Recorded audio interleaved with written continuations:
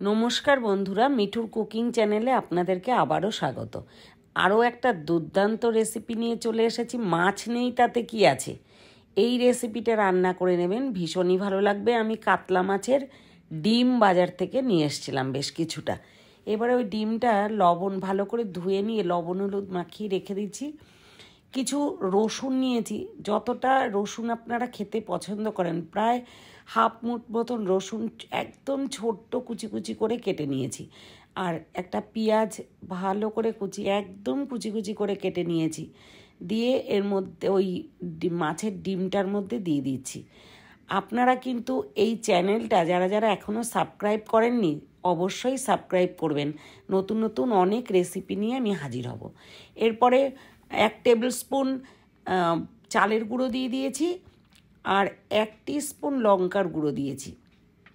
লবণ হলুদ তো আগেই মেখে রেখেছিলাম, ভালো করে মেখে সাইডে রেখে দিলাম। এরপরে আরও একটা পেঁয়াজ একটু বড় বড় করে কেটেছি, আর 1 ইঞ্চি আদা কেটে নিয়েছি। একটা মিক্সির বোলের মধ্যে পেঁয়াজ, আদা, কাঁচা লঙ্কা, আবারও বেশ কিছুটা রসুন, ধনে গুঁড়ো, জিরে গুঁড়ো, হলুদ গুঁড়ো সমস্ত 2 চামচ করে নিয়েছি, হলুদ গুঁড়োটা 1 চামচ, লবণ দিয়ে জল দিয়ে পেস্ট বানিয়ে রেখে দিয়েছি। কড়াইতে তেল গরম করে এরপরে আমি বড়াগুলো ভেজে নেব, একদম কম কম দিয়ে। এই সময় কিন্তু গ্যাসটা সিমে রাখতে হবে, তা নাহলে একদম পুড়ে যাবে বড়াটা, আর ভেতরটা কাঁচা থাকবে। ঠিক এইভাবে এপিট ওপিট লাল লাল করে ভেজে নিয়ে সমস্ত বড়াগুলোকে আমি একটা পাত্রে তুলে রেখে দেবো ভেজে নিয়ে। তারপরে ফার্দার আবার কড়াইটা বসিয়ে দিয়েছি।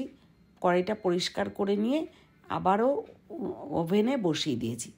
দিলে পরে এবারে তখনও আবার একটু সর্ষের তেল দিচ্ছি। আগে কিন্তু রিফাইন্ড অয়েল দিয়ে বড়াগুলো ভেজে নিয়েছি, পরে কড়াইয়ের মধ্যে সর্ষের তেল দিয়ে এরপরে 2 শুকনো লঙ্কা, ছোটো চামচের 1 চামচ জিরে, সাদা জিরে, আর কিছু গোটা গরম মশলা দিয়ে একটু ভাজা ভাজা করে 2 মিডিয়াম সাইজের আলু দিয়ে দিয়েছি। একটু নাড়াচাড়া করে একটা বড় টমেটো দানা ছাড়িয়ে ওর মধ্যে দিয়ে দিয়েছি। টমেটোর মধ্যে আগেও বলেছি আমি, লবণ দিয়ে দিলে আর ঢাকা দিয়ে রাখলে একদম গলে যায়।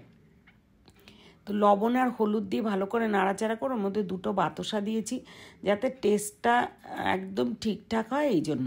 এরপর বাটা মশলাগুলো দিয়ে একেবারে অনেকক্ষণ ধরে খুব সুন্দর করে কষতে হবে, এবং একটু জল দিয়ে দিয়েও কষতে হবে। আমি কিন্তু মিক্সির পট ধুয়ে জল দিয়েছি, আর একটু গরম জল দিয়ে কিছুক্ষণ ঢাকা দিয়ে ফুটতে দেব। দেখুন কত সুন্দর ফুটে উঠেছে। এরপর বড়াগুলো দিয়ে দেব ঝোলের মধ্যে। বেশ কিছুক্ষণ ফুটলে কিন্তু বড়াগুলো এত জুসি হয়েছে না, আপনারা করে খেয়ে দেখুন, মানে না শেয়ার করে আমি পারলাম না। ঠিক এইভাবে করে করবেন। লাস্টে এক টিস্পুন গরম মশলা দিয়ে দিয়েছি, ব্যাস। শুধু গরম ভাত নিলেই দারুণভাবে মানে পুরো থালাটা শেষ হয়ে যাবে। এইভাবে পরিবেশন করবেন, খেয়ে দেখবেন কেমন লাগলো জানাবেন।